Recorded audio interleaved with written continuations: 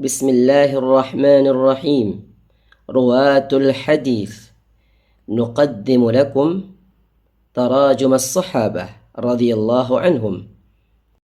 أعوذ بالله من الشيطان الرجيم. والسابقون الأولون من المهاجرين والأنصار والذين اتبعوهم بإحسان رضي الله عنهم ورضوا عنه وأعد لهم جنات تجري تحتها الأنهار خالدين فيها أبدا ذلك الفوز العظيم. Perawi hadis kali ini adalah salah seorang sahabat Nabi Shallallahu Alaihi Wasallam yang terkenal dengan sebutan atau kunyahnya, yaitu Abu Hurairah radhiyallahu taala anhu. Abu Hurairah radhiyallahu taala anhu dilahirkan di negeri Yaman. Nasabnya bersandar kepada kabilah Daus, turunan dari kabilah Azdi yang merupakan kabilah terbesar di antara kabilah-kabilah Arab. Ia dilahirkan 21 tahun sebelum hijrah dan wafat tahun 59 setelah hijrah. Dalam perjalanan hidupnya, Abu Hurairah radhiyallahu ta'ala anhu melalui masa kecil dalam keadaan yatim. Karena ayahnya meninggal saat Abu Hurairah radhiyallahu ta'ala anhu masih berusia anak-anak. Sehingga ia tumbuh besar bersama ibunya Umaymah bintu Sabih. Ketika usia beranjak besar dalam upaya menghidupi ekonominya, pada masa jahiliyah, Abu Hurairah radhiyallahu ta'ala anhu menjadikan sebagian waktunya untuk menggembalakan kambing milik keluarganya. Abu Hurairah radhiyallahu ta'ala anhu bukanlah nama asli, melainkan adalah kunyah atau panggilan yang umumnya disandarkan kepada nama kerabat sebagai kehormatan baginya. Uniknya, Abu Hurairah adalah kunyah yang dinisbatkan bukan kepada kerabat, tapi kepada seekor kucing. Karena Hurairah dalam bahasa Arab artinya adalah kucing. Jika disematkan sebelumnya dengan kata Abu yang berarti ayah, maka Abu Hurairah artinya adalah ayahnya kucing.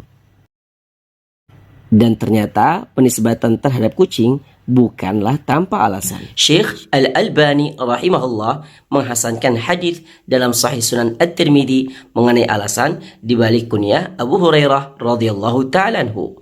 Pada riwayat yang sanadnya sampai kepada Abdullah bin Rafi' radhiyallahu ta'ala anhu, ia berkata, "Qultu li Abi Hurairah, lima kunnita Aba Hurairah?"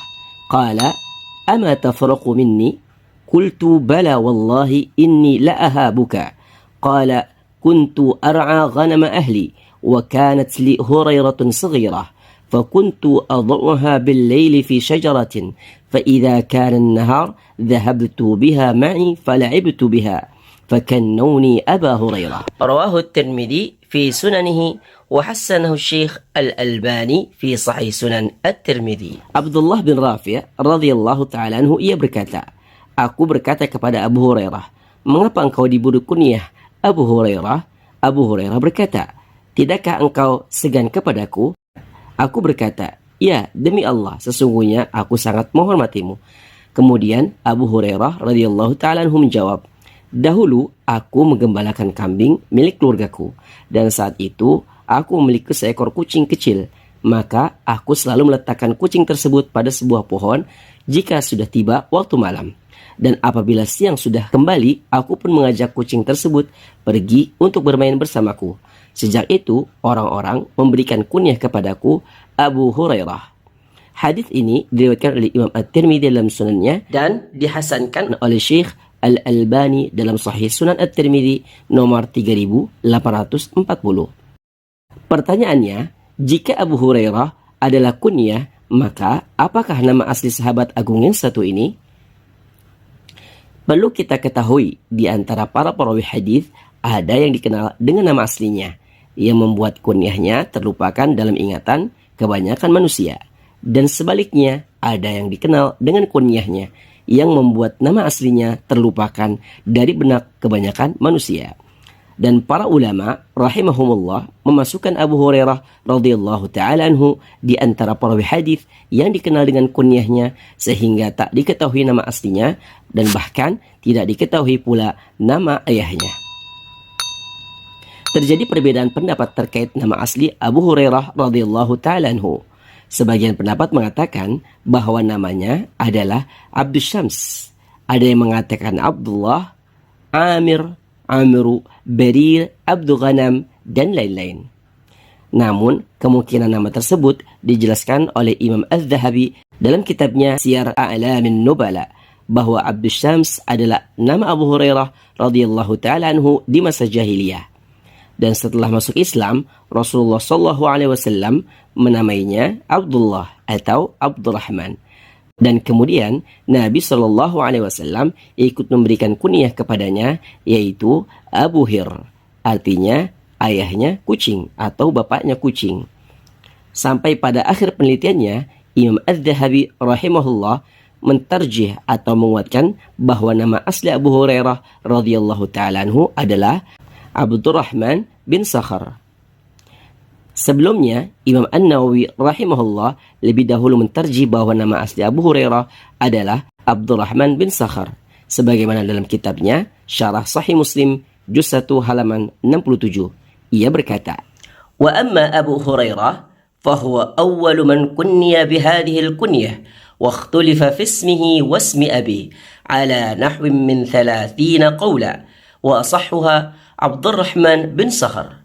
Dan adapun Abu Hurairah, maka ia adalah satu-satunya orang yang pertama kali diberikan kunyah tersebut, dan telah diperselisihkan tentang nama aslinya dan nama asli ayahnya hingga sampai 30 pendapat berbeda. Dan yang paling benar, nama asli dari Abu Hurairah radhiyallahu ta'ala anhu adalah Abdurrahman bin Sakhar. Keislaman Abu Hurairah. Ada perbedaan pendapat di antara para ulama tentang kapankah Abu Hurairah radhiyallahu ta'ala anhu masuk Islam. Sebagian besar mengatakan bahwa Abu Hurairah radhiyallahu ta'ala anhu masuk Islam saat kedatangannya ke Madinah menghadap Rasulullah sallallahu alaihi wasallam di tahun terjadinya perang Khaybar. Sementara perang Khaybar terjadi antara 6 atau 7 setelah hijrah, sekalipun Al-Hafiz Ibnu Hajar Al-Asqalani rahimahullah menguatkan pendapat Ibnu Ishaq rahimahullah bahwa perang Khaybar terjadi di tahun ke-7 setelah hijrah. Pendapat kelompok pertama ini dipegang oleh Abu Dawud dalam sunannya, Ibnu Abdul Bar dalam kitab Al-Isti'ab, Al-Khattabi dalam Gharibul Hadith, Abu Nu'aim Al-Asbahani dalam kitab Ma'rifatus Sahabah, Al-Baihaqi dalam kitab Ma'rifatus Sunan wal Athar, Imam An-Nawawi dalam kitabnya Syarah Sahih Muslim, dan Ibn Taimiyah rahimahullah dalam kitabnya Majmu' Fatawa. Sementara kelompok kedua mengatakan bahwa Abu Hurairah sudah masuk Islam beberapa tahun sebelum kedatangannya ke Madinah, sebelum tahun terjadinya perang Khaybar. Ini berdasarkan pendapat Ibnu Ishaq rahimahullah dan Ibnu Hibban Al-Busti dalam kitab sahihnya. Pendapat ini juga diikuti oleh Al-Hafiz Ibnu Hajar Al-Asqalani dalam kitabnya Al-Isabah saat beliau menceritakan biografi sahabat Nabi sallallahu alaihi wasallam yang bernama Tufail bin Amru radhiyallahu ta'ala anhu, yang merupakan pembesar kabilah Daus yang juga merupakan kabilahnya Abu Hurairah radhiyallahu ta'ala anhu di Yaman. Dikisahkan bahwa Abu Hurairah radhiyallahu ta'ala anhu sudah masuk Islam saat masih di Yaman di tangan Tufail bin Amru Ad-Dawsi. Berawal dari kunjungan Tufail bin Amru radhiyallahu ta'ala anhu ke kota Mekah setelah kenabian Muhammad sallallahu alaihi wasallam. Yang saat itu orang-orang kafir Quraisy mencoba menghalangi Tufail bin Amru radhiyallahu ta'ala anhu agar ia tidak bertemu Rasulullah sallallahu alaihi wasallam. Akan tetapi saat ia mendengar bahwa Rasulullah sallallahu alaihi wasallam salat di sisi Ka'bah, Tufail bin Amru radhiyallahu ta'ala anhu merasa takjub melihat keadaan Rasulullah sallallahu alaihi wasallam. Dan Allah Subhanahu wa taala tidak menghendaki kecuali kelapangan hati Tufail bin Amru radhiyallahu ta'ala anhu untuk menerima keimanan. Dan di rumah Rasulullah sallallahu alaihi wasallam ia diperdengarkan Al-Qur'an. Dan kemudian Rasulullah sallallahu alaihi wasallam mengajaknya untuk masuk Islam. Seketika Tufail bin Amru radhiyallahu ta'ala anhu merasakan manisnya keimanan yang membuatnya memutuskan untuk masuk Islam. Setelah masuk Islam, Tufail bin Amru radhiyallahu ta'ala anhu kembali pulang ke Yaman, Maka ia pun mulai mengajak kaumnya kepada Islam.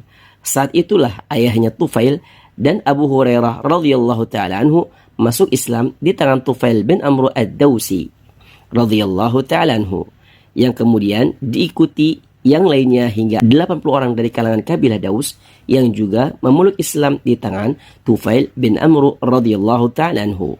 Demikianlah yang dikisahkan oleh Al-Hafiz Ibnu Hajar Al-Asqalani rahimahullah, yang karenanya ia berkesimpulan dalam kitabnya Fathul Bari tentang keislaman Abu Hurairah radhiyallahu taala anhu bahwa ia sudah Islam sebelum kedatangannya di tahun terjadinya Perang Khaybar. Keutamaan Abu Hurairah radhiyallahu taala anhu. Keutamaan yang pertama, Abu Hurairah radhiyallahu taala anhu termasuk orang asli penduduk Yaman. Ia memiliki keutamaan berdasarkan keumuman hadis Nabi sallallahu alaihi wasallam. Diriwayatkan Nabi sallallahu alaihi wasallam berkata, "Atakum ahlul Yaman, hum araqqu afidatan, al-imanu yamanin, wal hikmatu yamaniyah, wal fiqhu yamanin." Rawahu Ahmad fi musnadihi an Abi Hurairah radhiyallahu ta'ala anhu. Rasulullah sallallahu alaihi wasallam bersabda, "Telah datang kepada kalian penduduk Yaman. Mereka adalah orang yang lembut hatinya. Iman ada pada Yaman, hikmah ada pada Yaman, dan fiqih ada pada Yaman." Hadis ini diriwayatkan oleh Imam Ahmad dari sahabat Abu Hurairah radhiyallahu ta'ala anhu. Keutamaan yang kedua, kedudukan Abu Hurairah sebagai sahabat Nabi sallallahu alaihi wasallam merupakan keutamaan yang tidak bisa disaingi oleh orang-orang setelahnya. Nabi sallallahu alaihi wasallam bersabda, "La tasubbu ashabi, fawalladhi nafsi biyadihi, law anna ahadakum anfaqa mithla Uhudin dhahaba ma balagha mudda ahadihim wala nasifahu." Rawahu al-Bukhari fi sahihihi an Abi Sa'id al-Khudri radhiyallahu ta'ala anhu. Rasulullah sallallahu alaihi wasallam bersabda, "Janganlah kalian mencela para sahabatku, demi zat yang jiwaku ada pada tangannya. Seandainya salah seorang di antara kalian menginfakkan emas sebesar gunung Uhud, sungguh itu tak akan bisa menyamai satu mud saja dari sedekah mereka, bahkan tidak juga separuhnya." Hadits ini diriwayatkan oleh Imam Al-Bukhari dalam sahihnya dari Abi Sa'id Al-Khudri radhiyallahu ta'ala anhu. Keutamaan yang ketiga, Abu Hurairah radhiyallahu ta'ala anhu adalah sahabat Nabi sallallahu alaihi wasallam yang memiliki semangat yang besar dalam mendengarkan hadis Nabi sallallahu alaihi wasallam. Tercatat selama 3 hingga 4 tahun ia menemani setiap keadaan Rasulullah sallallahu alaihi wasallam untuk bisa mengambil ilmu darinya. Rasulullah sallallahu alaihi wasallam sendiri yang juga menjadi saksi, sebagaimana yang diriwayatkan oleh Imam Al-Bukhari rahimahullah dalam sahihnya, di mana Abu Hurairah radhiyallahu ta'ala anhu berkata, "Ya Rasulullah, man as'adun nasi bi syafa'atika yawmal qiyamah?" Faqala, "Laqad dhanantu ya Abu Hurairah alla yas'alani an hadzal hadithi ahadun awwal minka, lima ra'aytu min hirsika 'ala al-hadith. As'adun nasi bi syafa'ati yawmal qiyamah man qala la ilaha illallah khalisan min qalbihi aw nafsihi." Rawahu al-Bukhari fi sahihihi an Abi Hurairah radhiyallahu ta'ala anhu. Wahai Rasulullah, siapakah orang yang paling berbahagia yang mendapatkan syafaatmu di hari kiamat kelak? Maka Rasulullah sallallahu alaihi wasallam berkata, "Aku sudah mengira-ngira wahai Abu Hurairah, tidaklah ada yang bertanya kepadaku seorang pun tentang ini yang lebih awal selain darimu, berdasarkan apa yang aku lihat dari semangatmu terhadap hadis. Yang paling berbahagia dengan syafaatku di hari kiamat adalah yang berkata, tidak ada sesembahan yang benar selain dari Allah, yang ia ucapkan ikhlas dari hatinya." Hadis ini diriwayatkan oleh Imam Al-Bukhari dalam sahihnya dari sahabat Abu Hurairah radhiyallahu ta'ala anhu. Keutamaan yang keempat, Abu Hurairah radhiyallahu ta'ala anhu memiliki hafalan yang kuat dan banyak meriwayatkan hadis. Ini terjadi karena keberkahan doa Nabi sallallahu alaihi wasallam atas Abu Hurairah radhiyallahu ta'ala anhu. Imam Al-Bukhari meriwayatkan di mana Abu Hurairah radhiyallahu ta'ala anhu berkata, "Ya Rasulullah, inni asma'u minka hadithan katsira ansah." Qala, "Ubsut rida'ak." Fabasattuhu. Qala, فغرف بيده ثم قال ضمه فضممته فما نسيت شيئا بعده. رواه البخاري في صحيحه في كتاب العلم عن أبي هريرة رضي الله تعالى عنه. Wahai Rasulullah, sesungguhnya aku sering mendengarkan hadis darimu dalam jumlah yang banyak, namun aku lupa. Maka Rasulullah Shallallahu Alaihi Wasallam berkata, bentangkanlah selendangmu. Abu Hurairah radhiyallahu ta'ala berkata, aku pun membentangkannya. Kemudian Rasulullah Shallallahu Alaihi Wasallam menciduk dengan tangannya. Setelah itu Rasulullah Shallallahu Alaihi Wasallam berkata, gulung kembali selendangmu.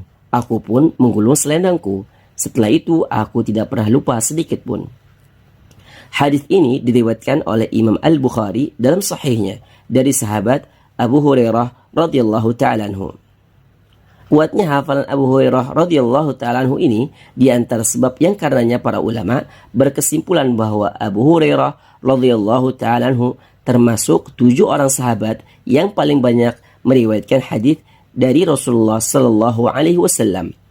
Syekh Ali Adam Al-Athiyubi rahimahullah dalam kitabnya Masyariqul Anwar Al-Wahhajah wa Matali'ul Asrar Al-Bahhajah fi Syarhih Sunanil Imam Ibnu Majah membuat syair tentang 7 sahabat berdasarkan urutan banyaknya dalam meriwayatkan hadis.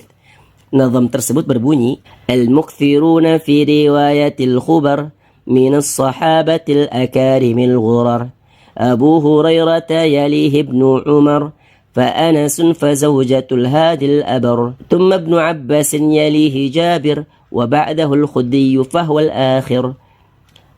Artinya, orang-orang banyak meriwayatkan hadis dari kalangan para sahabat mulia dan terhormat. Abu Hurairah, berikutnya Ibnu Umar, kemudian Anas diikuti oleh Aisyah istri pemberi petunjuk yang mulia, kemudian Ibnu Abbas, selanjutnya Jabir, dan setelahnya Abu Sa'id Al-Khudri, dialah yang terakhir. Al-Hafidh Ibnu Hajar Al-Asqalani rahimahullah menukil perkataan Imam Asy-Syafi'i yang ia tulis dalam kitabnya Al-Isabah. Ia berkata, Qala Asy-Syafi'i rahimahullah, Abu Hurairah radhiyallahu ta'ala anhu ahfadhu man rawal hadith fi dahrihi. Berkata Imam Asy-Syafi'i rahimahullah, Abu Hurairah radhiyallahu ta'ala anhu adalah sahabat Nabi Sallallahu Alaihi Wasallam yang paling kuat hafalannya di antara yang meriwayatkan hadis pada zamannya. Disebutkan bahwa Abu Hurairah radhiyallahu ta'ala anhu telah meriwayatkan hadis dari Rasulullah Sallallahu Alaihi Wasallam sebanyak 5.374 hadis. Keutamaan yang kelima, Abu Hurairah radhiyallahu ta'ala anhu adalah orang yang sangat berbakti kepada ibunya. Ia berharap agar setiap kebaikan bisa dirasakan oleh ibunya. Puncaknya adalah saat Abu Hurairah radhiyallahu ta'ala anhu mengharapkan agar ibunya mendapatkan hidayah Islam. Segala upaya ia lakukan hingga ia meminta kepada Rasulullah sallallahu alaihi wasallam agar mendoakan ibunya tersebut. Kemudian Rasulullah sallallahu alaihi wasallam mendoakan ibunya hingga Allah mengabulkan doanya. Tak lama Abu Hurairah radhiyallahu ta'ala anhu datang kembali kepada Rasulullah sallallahu alaihi wasallam agar mendoakan kebaikan setelah keislaman ibunya. Abu Hurairah radhiyallahu ta'ala anhu berkata, Ud'ullaha ya Rasulullah ay yuhabbibani wa ummi ila ibadihil mu'minin. Faqal, Allahumma habbib ubaidaka hadha wa ummahu ila ibadikal mu'minin wa habbibhum ilayhima. Rawahu al-Dhahabi fi Tarikhil Islam an Abi Hurairah radhiyallahu ta'ala anhu. Ya Rasulullah, berdoalah kepada Allah agar Allah menjadikan hamba-hambanya yang beriman mencintaiku dan ibuku. Kemudian Rasulullah sallallahu alaihi wasallam berdoa, Ya Allah, jadikanlah hambamu ini dan ibunya agar dicintai oleh hamba-hambamu yang beriman, dan jadikanlah mereka berdua mencintai hamba-hambamu yang beriman. Hadis ini diriwayatkan oleh Imam Az-Zahabi dalam Tarikhul Islam dari sahabat Abu Hurairah radhiyallahu ta'ala anhu. Demikianlah adalah profil sahabat Abu Hurairah Abdurrahman bin Sakhar Ad-Dawsi Al-Yamani Hafidh Sahabah radhiyallahu ta'ala anhu. Wallahu a'lam.